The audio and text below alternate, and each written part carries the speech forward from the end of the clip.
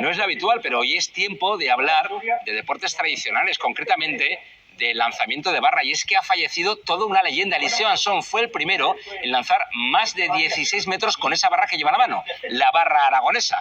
Deportes tradicionales que en tiempos ocuparon un papel bastante más importante de lo que lo hacen en este momento.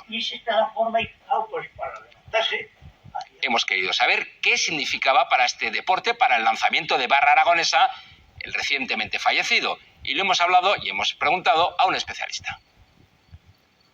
Una persona pues muy recta, una persona muy seria, muy apreciada dentro del mundo del deporte, y que incluso una vez ya retirado, porque cuando yo le conocí él tenía ya 40 y tantos años, ya era una persona ya mayor para el deporte, seguía cuidando las actividades, seguía viéndonos y demás, o sea, se acercaba con nosotros.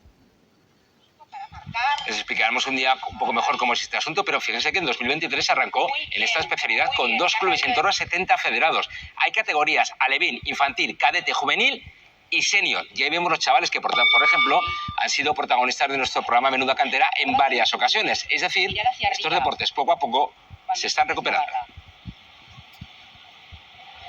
Hacia arriba. Bien.